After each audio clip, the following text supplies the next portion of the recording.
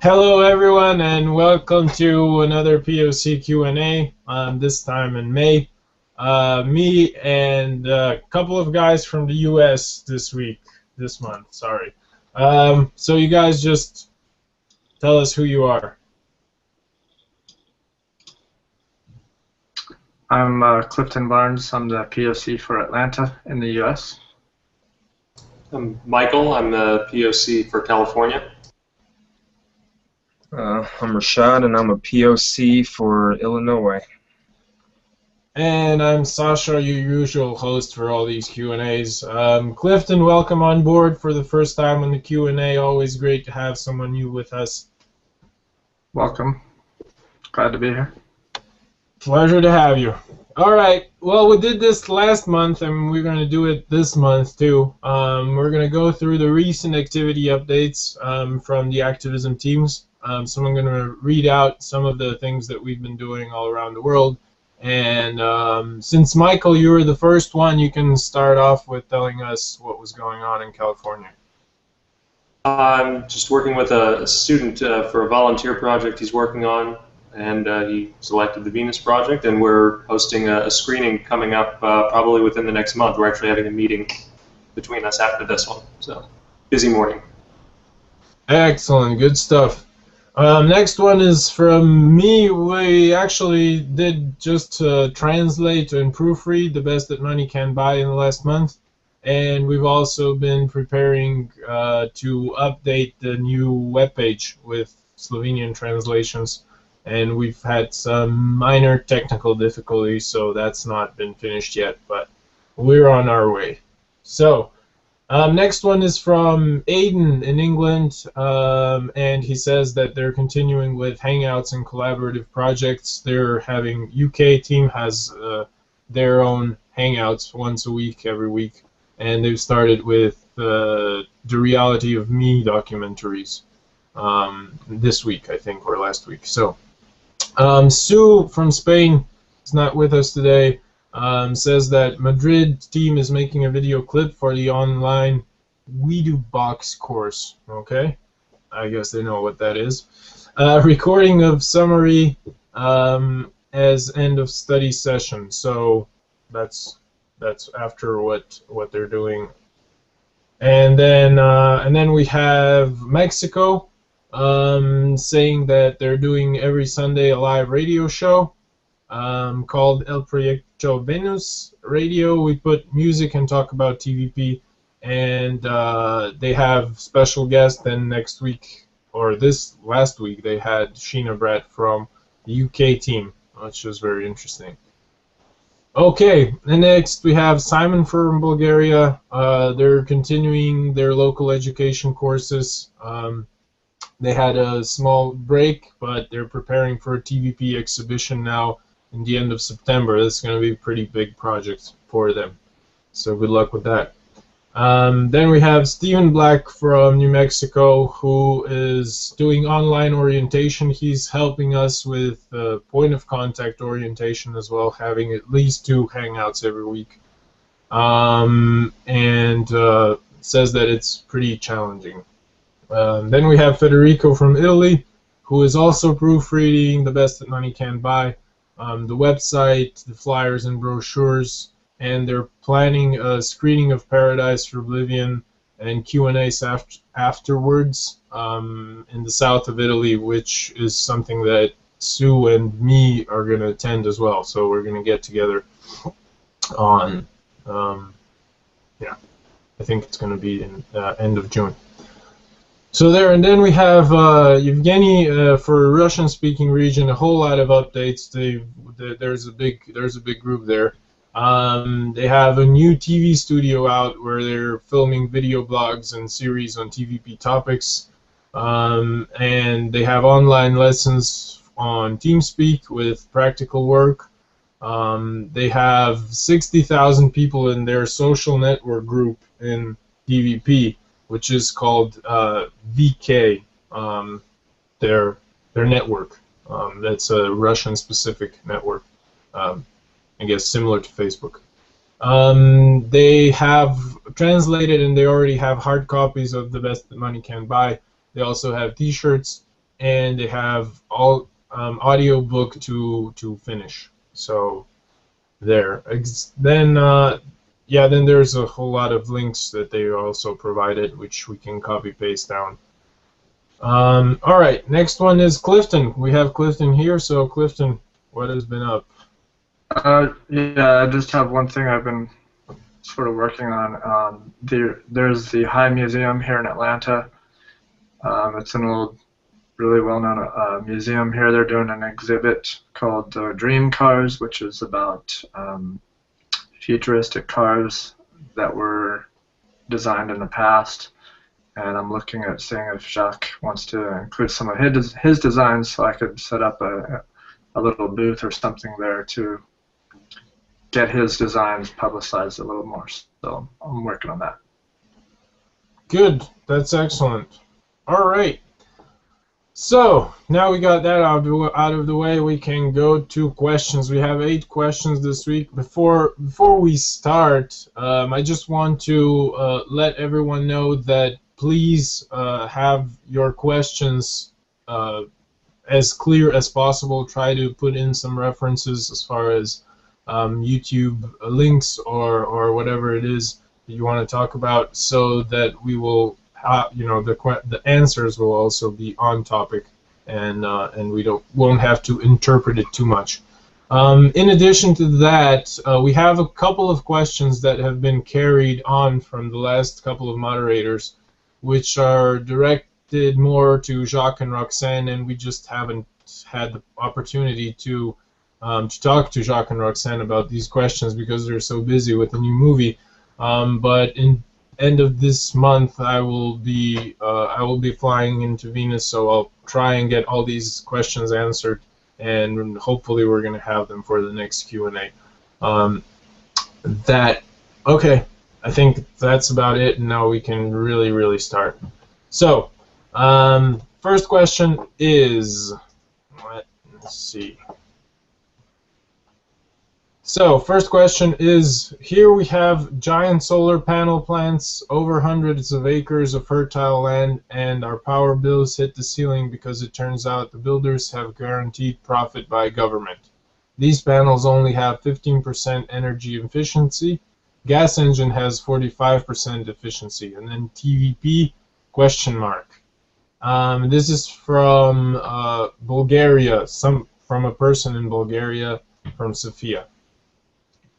Yeah. First of all, I think it's important to recognize that in the current system that we live in, no matter what energy source we use, the prices are most likely still going to increase. That's just the nature of the beast, the inflation and the constant growth. So whether we're on electricity or gas or whatever, it kind of doesn't matter in that regard. But in terms of the efficiency ratings of things, I believe you're speaking specifically about the power output, say, of efficiency. If you're interested in efficiency, it's actually terribly inefficient to harness oil, and what it entails. We have to, hydrofracking, drilling, basically digging up the earth to suck the blood out of it. Basically, I mean, not that it's technically blood, but it's, basically fossilized remains of our ancestors, I suppose, if you want to think about it that way.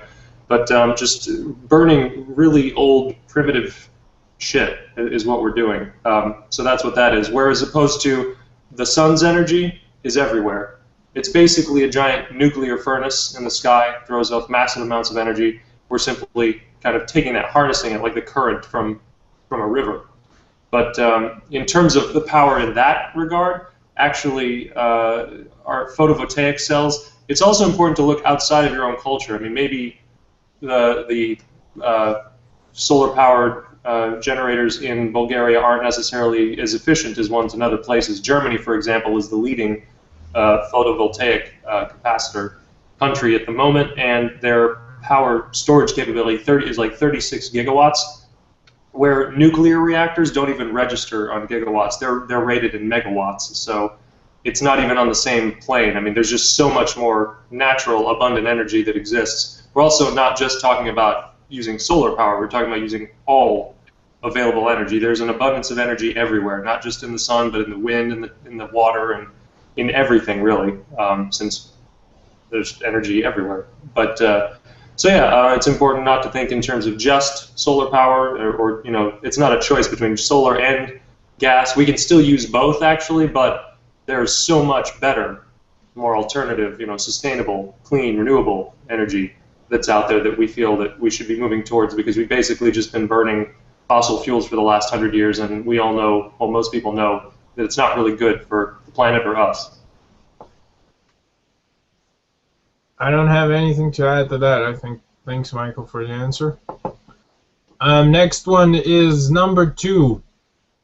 Says, what does it prevent that TVP's movement become just a set of formalities instead of a practical movement? This is from Ignacio in Santiago. Yeah, I'll take that one. This question was a little bit hard to understand. I think it was a little bit, the grammar on it was a little off, I think. So I don't know exactly what he meant.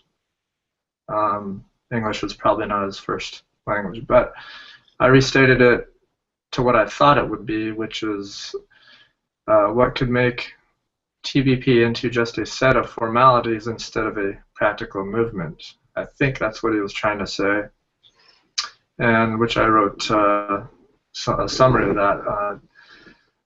The Venus Project emphasizes a system that educates all people to the highest level possible, and if this is achieved, then instead of it just being a formality, it would become a social movement that would spread. But eventually, the idea is that it would not be a movement, so to speak. It would just become the norm. It would be the way people think, which is applying the scientific method to society. So, with what he said, how I understood it, that's I think what would be the main thrust of that, is it would become a way of thinking, not just a set of formalities.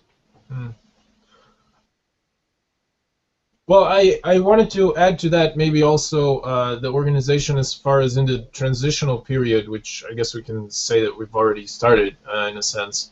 So, you know, I think that what prevents it is the people that are doing things, the people that are translating, the people that are, you know, doing screenings, the people that are talking about these ideas, people that are educating themselves and help, you know, spread the word or spread the education to others.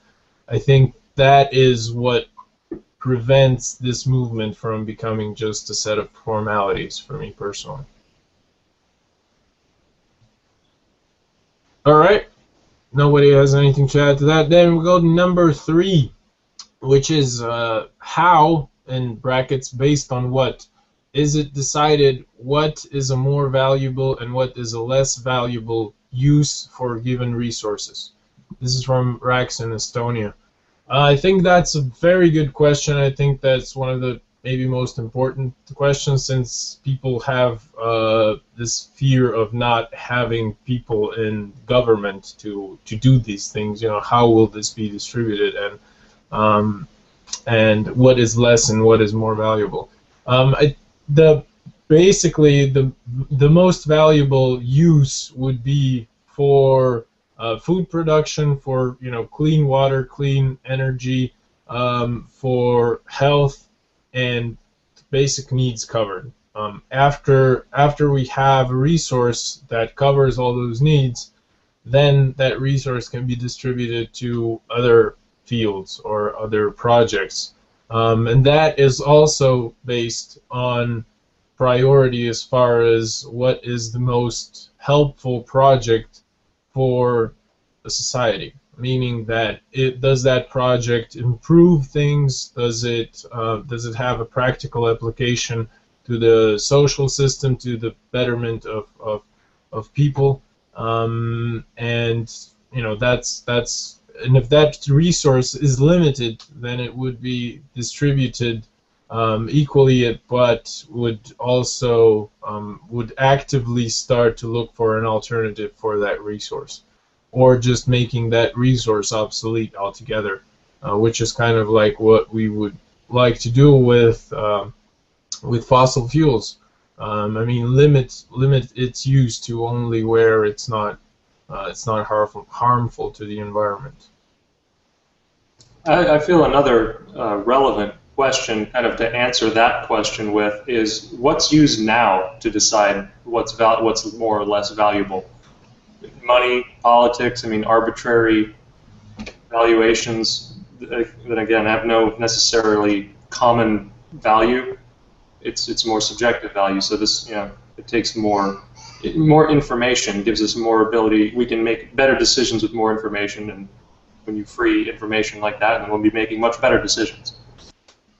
Yeah, something else too, like we want to get the maximum benefit out of the resources we use, and there's a post that I thought was interesting on that a friend of mine posted. He said he observed that he was in a grocery store and he saw an 8-pack of seasoned hash browns for $2, where if you go to McDonald's, you're paying $2 for just one. So you want to get the maximum benefit. I mean, and I think if we like come together as a species, like as going towards one direction, I think it becomes easy to decide how do we want to use these benefits to get the max, or how to use these resources to get the maximum benefit out of them. I mean, you don't want to waste $2 on buying one hash brown where you can go to a store and buy a bundle of them for the same price. So you want to be intelligent about how we use these resources, and I think that's something that we can easily decide on. I mean, unless you're just thinking in terms of short-term purely, but I would feel that's you're lacking information, you're lacking you're lacking like vital information to make a intelligent decision about things like that. So I mean, that's what I wanted to add. Yeah, I think that's a good correlation to the present system problems, I guess you'd say. Yeah. Right. Yeah. All right. Good. We have number 4. It's from Glamfish in Sweden. He asks, how do you envision the transition to the world you envision? Well, it's a little bad wording, but we know what the question is. And can there be a resource-based economy some places and not others, or does it have to be global? I think I'll take that one. Jacques always says that the transition is going to be like a slow and it would seemingly painful one, just because we can't come together as a species again now to decide, okay, we want a better world. Let's just immediately jump into a resource-based economy. So it's going to be slow, and by slow, that it's going to take, whether it's a whole nation agreeing to start a city, which is to test the feasibility of the resource-based economy, or people with a lot of money that that believes in the direction of this, and they put their money in, and we build a test city, and we test feasibility, and as nations see that it works, and we make adjustments to the cities and fix things that didn't work, and make changes, then we'll just slowly absorb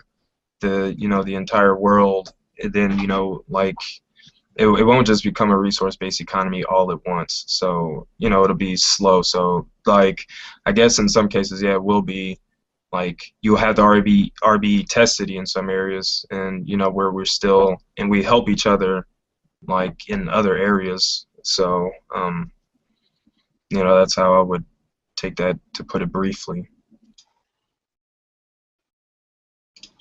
I also think it would start out in a local region. This is not something that's just going to suddenly emerge from all over the world.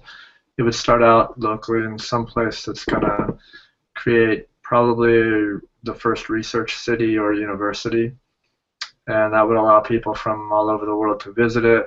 And once the idea took root and spread, more cities would be developed and built, and eventually the idea is that it would be a global system because it's based on a systems approach. And once that occurred, it would have to be global because resources are not in one area, they're spread around the world. So for the full resource-based economy to come to pass, it would have to be a global system. Yeah, I think that's a very good point. I mean, just in short, the resource-based economy, as the phrase is coined, means is global. But like Rashad says, it's just not going to happen overnight. We're just not going to go from where we are right now into a resource-based economy overnight. I think that we're going to link down below in the comments. We're going to link aims and proposals, which has a direction, kind of where the Venus Project wants to go in some of the projects that have already started. And yeah, I hope that in some way we can start with getting city built somewhere or a research center, and that would be, I think, a good kind of the foot in the door, so to speak, and then we can go from there. Okay, that's number 4, and we're off to number 5. Question is, if the world's people had time to read the book The Best That Money Can Buy, and they were moved to an Earth-like planet with a resource-based economy operating, in any case, they will slip back to their former conditioning. The question is inspired from the Frozen People of Looking Forward book. Okay, I just wanted to open up with a reference that he makes and this is from Ignacio and Santiago. To Looking Forward is a book that is written by Kenneth Keyes, and Jacques was helping him with ideas for that book. So I just want to say that for all of you who have read the book or are reading the book now, that not all the ideas in there are Jacques. There's a lot of things that Kenneth Keyes took kind of his own way with, and that might be actually one of them. There's quite a few more of them too. That's why it's an interesting book to discuss, and we're actually doing that. So yeah, and that's just the reference I wanted to explain for people. Yeah. Regardless, though, I feel like what this question is getting at is information and environment, basically, are the two things that determine our behavior. And if you change one and not the other, then people's behavior can change somewhat. But if you change both of them, then that's what really changes behavior. So if you were to take people from the past and put them in a new environment without any new information or without orienting them to that environment, then yes, they would still have problems. Same thing as if you change people's information but didn't change their environment. Yes, they may act somewhat more relevantly, but they're still confined by the limitations of their environment. But again, so you have to change both, really, in order to that happening. Yeah, I think that's a very good point and very good answer to the question. Okay, we have number 6. It says, according to the model that Jacques Fresco presented in 1974 in the Larry King Show, and without the implementation of Corson, could it have been feasible resource-based economy like something, or at least large groups of self-sufficient cities?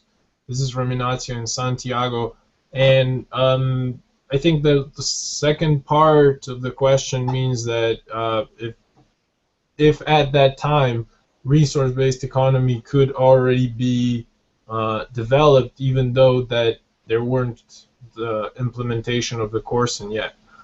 And well, that's kind of like a good question, I would say, because yes, at that time technology was not as far as it is today, but you have to remember that you had NASA and Russian space program that had a lot of a lot of success doing things with the computing power of, you know, one of these. So that there is still a lot of possibility, and Jacques actually says that the transition to a resource-based economy could have started as soon as the assembly line was introduced, because that's really the start of the modern automation, if you want to call it that. So yeah, it wouldn't be a resource-based economy in the sense that, you know, overnight you could have 3D printers and things like that. But self-sufficient cities and the resource-based economy, as far as the mentality goes and as far as creating and providing abundance, yes, it would definitely could have happened a long time ago.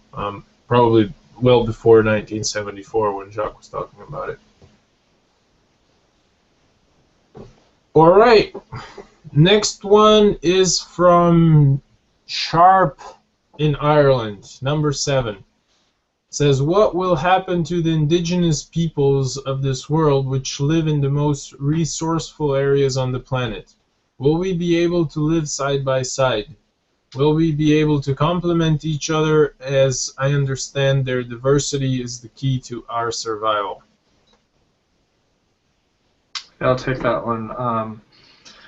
First of all, the first thing that would happen, most likely, is we would stop destroying their land and taking the land that they live in and destroying the forests where they live, which is what's happening now. So that would stop, which is a good thing in that direction. Most of the land that they occupy now has been isolated to very small areas, and they're small bands of people. So I think most of the resource-rich areas have already been basically exploited by corporations and banks for profit. So that would cease right away once this idea took hold. But we would be able to live more peacefully with them than we do now, because we would not need to take over their resources and their land, which you know, is what's happening. And we would just provide them with information and give them the access to what they could have if they wanted to, and leave it up to them to live the way they want to, how they've always done traditionally. Or I think what would probably happen is, once they saw what the technology could do for them, and this has always happened this way in the past, they would slowly adopt it for themselves, because they would see it would be self-evident. But we would not be forcing it on them in any way, and they would be free to continue living the way they always have, if that's what they choose.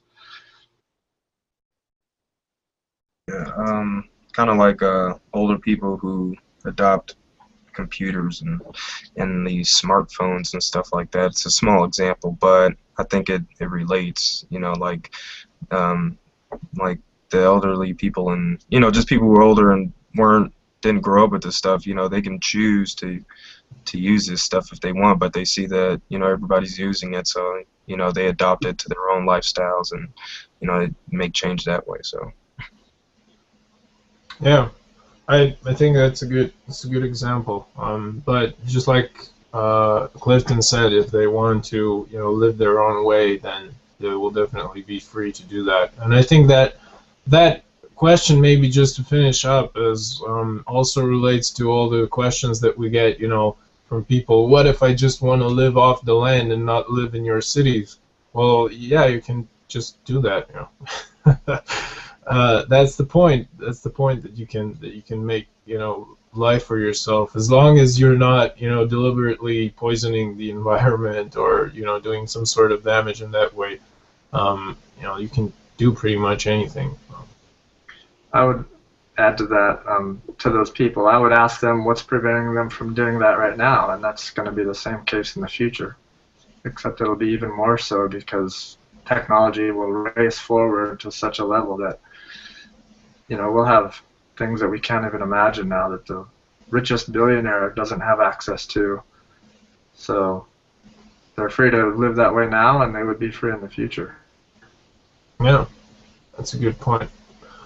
All right, we have one more and then we wrap it up. So number 8 is what to do if people use this video, which we're going to link to, or similar, to appeal to emotions and make bad publicity for the Venus Project. This is also from Ignacio and Santiago. Last question. I think I'll go for it. It's like one of those things, you know, like this is one of those issues where, you know, you take a minor little section of any, you know, conversation or video or what have you and take it out of context to appeal to your own emotional, you know, attachment to traditional values, and it's really only just a hypothetical. So like please don't get caught up in these like hypothetical examples. He's just showing the, you know, the utility versus like traditional ideas of things. I mean, what is a like a boat full of women and children going to do? Like they won't be able to survive long, especially if there's really no foreseeable help coming along to, you know, look for them. They're just going to suffer. They're going to die. They're going to starve if they can't navigate the stars, if they can't fish. I mean, what are they going to do? Like, if you ask, you know, like, okay, what can you navigate the stars? Like, yes, so we can find our way back much faster than a boat full of women and children if they're uneducated and if they're not knowledgeable in this stuff. You know, to you know, they'll go much further than that if there's a boat of people who can also, you know, have skills to survive in that environment, in those conditions. So it's just a hypothetical. You know, it's not something that we're banking on. It's not something that we want to happen. So it's I don't know. It's, you know, it's one of those things that you just have to like think about and, you know, just work towards a better world, basically. So I don't know. That's my little brief just you know, explanation on that. So well, it's interesting too in terms of perspective. It's kind of a question of moral judgment. If you judge it better to, if you say it from this way, say what you're advocating. If you're saying, you know, let the women and children take the boats and let the men stay here and die, whatever. If you're talking about a sinking ship analogy, then basically what you're saying is kill the people who know what to do and can survive longer, and let the people who don't know go and suffer for the next few days until they die needlessly. Whereas these people, you know, have a better chance of surviving and living and prospering and thriving still. You know, let them die and take these other people who wouldn't be able to do that and let them go free. Anyway, it's a question of you know, all of our moral judgments and projections depend on our information. So if you project it out those different ways, it makes the morality seem very different. Well, I would just to wrap it up, just say that, you know, the bad publicity or the people that are going to be looking for double, you know, things that might be misconstrued or whatever it is, are, you know, going to be there. And I think the more people that are going to get exposed to the Venus Project, the more of those people that are going to be around too. And so I think that we can't really focus on that. I think we need to focus on doing our own thing, just showing by example, I guess, and because otherwise we can act a policeman and try and, you know, explain everything and to everyone, but it's just, unfortunately, it's just usually we don't have the time. We're all volunteers, so it's kind of hard to really do that. So I guess some of what the person is talking about, you know, some of that bad publicity, we just have to let go. I mean, if it's not a serious offense for, you know, as far as trademarks go, or, you know, really something public, then, you know, there's just no resources to go after everyone who posts something on Facebook or on YouTube. It's just unrealistic. Yeah, but it's understandable. I mean, that's what we're trying to do here. We're trying to answer these questions and, you know, make sense of it all. Because yeah, so not everyone's gonna have different interpretations and misinterpretations and all that. So trying to set the. I'm sorry. And I just want to say, we're trying to help each other out. Where, we want a better world for everyone. So we're not, wishing that these type of situations happen. So, yeah, like Sasha said about publicity, it's like, who cares? Like, I'm sure there's people saying bad stuff about me, but like, if I worry about that, then I can't get anything done. If I'm trying to address all these rumors and or lies, or like I said, people taking shit out of context, you can't focus on that. You have to do what you think is right, regardless of what other people say. And I mean, so we're working towards a better world, so we can't worry about the dumb shit of like things like that. And I don't mean to call it dumb like that, but it's it's one of those things where it's a question that always comes up, or one of those emotional outbursts and reactions. So you just have to answer it as best you can, as calmly as you can, and if depending on how they take it, you just keep going forward, basically. So I think on the topic of keeping going forward, we can finish up for this month and going forward to next month. I wanted to invite everyone. You've seen Clifton here today. It was kind of his first appearance. We're always trying to get new people to come to these meetings. We're always trying to present new people who are actually doing stuff. So I think that goes kind of in that context of what we're talking about, doing stuff. And if you have any questions, you can send us an email to admin@tvpactivism.com. We're going to put that down below in the description. And you can also, online, you can also get in touch with all of us here. And, well, I guess that's about it for now. We can say goodbye for this month, and we'll talk to you again. Well, I think there's Clifton also had something to add, if there's time for the first question. Sure. If we're not over time, sure. Yeah, I just wanted to add a little to the first question. I thought Michael answered it really well. I just want to add some specifics because they gave specific numbers. I'll just restate the question real quick. Here we have giant solar panel plants over hundreds of acres of fertile land, and our power bill is hitting the ceiling because it turns out the builders have been guaranteed profit by the government. These panels have only 15% energy efficiency, gas engines 45%, and then they said TVP ? So I just wanted to say that I've seen other solar panels. The last I read, what the highest efficiency solar panel to date, and this was about 4 months ago, was made by Sharp, and it was at the level of 43%. It was the highest efficiency one in the world. So that would be improved over time, obviously, possibly to over 60, 70, 80%. And then as far as gas engines being 45, that's extremely that's actually very liberal.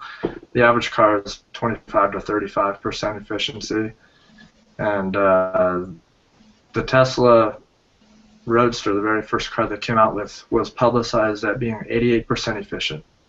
So that would also be improved over time as well. Yeah, basically technology in all mediums, or whatever you want to call it, resources, is becoming more efficient.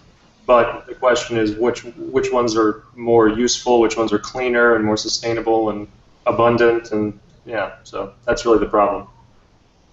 Yeah, and also some of the energy sources you mentioned, Michael, other than solar, there's wind, wave, geothermal, heat differential, tidal, there's ocean current energy, and biofuels can provide energy.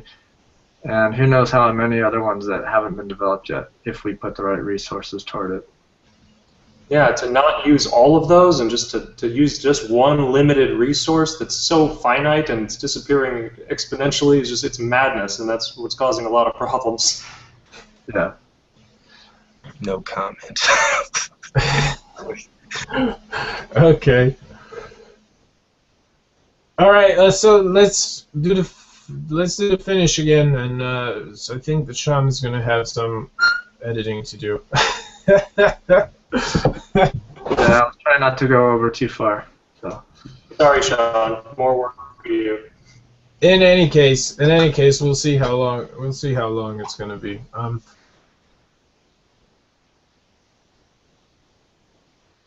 We basically come so far that we only have to just say goodbye to everyone, right? So that Traditional old formalities. yeah. So this is it for this month, and we'll see you next month for the session number 6. That's going to be in the beginning of June. And take care, everyone. Yeah, have a nice life, and let's make a better world. Thanks for watching, everybody.